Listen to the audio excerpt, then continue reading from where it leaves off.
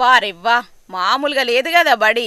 నిజంగానే కార్పొరేట్ స్కూళ్లకు మించన్నట్టే ఉన్నది. డిజిటల్ బోర్డులు, డ్యూయల్ డెస్కులు, అందమైన క్లాస్ రూములు, స్ఫూర్తిని పెంచేందుకు గోడల మీద గొప్ప గొప్పల పోర్టువలు, చదువుకోవడానికి మంచి లైబ్రరీ, కంప్యూటర్ క్లాసులు, పిల్లలు ఆడుకోవడానికి ఆట బొమ్మలు, పెద్దలు ఆడుకోవడానికి క్యారం బోర్డులు, చెస్ బోర్డులు, టేబుల్ టెన్నిస్ బోర్డు, ఇట్లా ఇండోర్లో ఆడుకోవడానికి కావాల్సినవన్నీ అందుబాటులోనే ఉంచిండ్రు.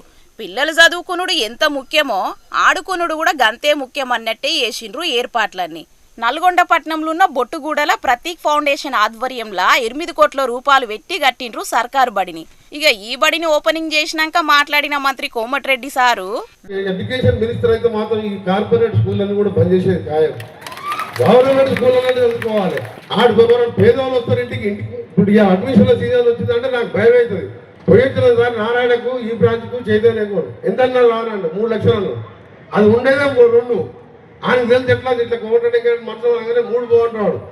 మనం ఫోన్ చేయగానే సార్ మంచి సార్ 2కి ఇస్తా అంటాం. అసలు 2 లక్షలు దాని ఫీజు. చెప్పుడు 3 చెప్తాడు. ఎంత దొంగలంటే వాళ్ళ గురించి ఎంత తక్కువ మార్చుకున్నారు. విద్య వ్యాపారం కాదు, కానీ ఆ కార్పొరేట్ దొంగలు దోసుకుంటున్నారని గట్టిగానే గరమైండు. గందుకే మంత్రి కోమటిరెడ్డి చేతికి విద్యాశాఖ అత్తే కార్పొరేట్ స్కూళ్ళు ఆగడాలను కథం పట్టించేందుకు వీటిని బంద్ చేస్తానని చెప్పుకొచ్చిండు. అయినా ప్రభుత్వమే మీదున్నది, మీరేది చెప్తే గదానికే సై అని సీఎం సారు ఉండంగా ఇంకా వెనుక ముందు ఆడు దేనికి సారు?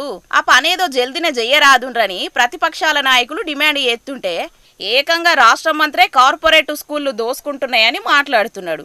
మరిగా ముఖ్యమంత్రి చేతుల్నే విద్యాశాఖ ఉన్నది కాబట్టి సీఎం రేవంత్ రెడ్డి ఇప్పటికైనా అడ్డగోలు ఫీజులు వసూలు ఎత్తున కార్పొరేట్ స్కూళ్లు, కాలేజీల మీద చర్యలు తీసుకోవాలి. మంత్రి కోమటిరెడ్డి చెప్పినట్టు వీటిని బంద్ చేయకపోయినా కనీసం ఫీజులైనా కట్టడి చేయకుంటే మీరు మీ చేతగానితనాన్ని ఒప్పుకున్నట్టేనని విద్యా సంఘాల నాయకులు ఎడ్డిస్తున్నారు. చూడాలే మరి విద్యా వ్యవస్థను గొప్పగా తీర్చిదిద్దేందుకు సర్కారు ఏం చేస్తుంది అనేది.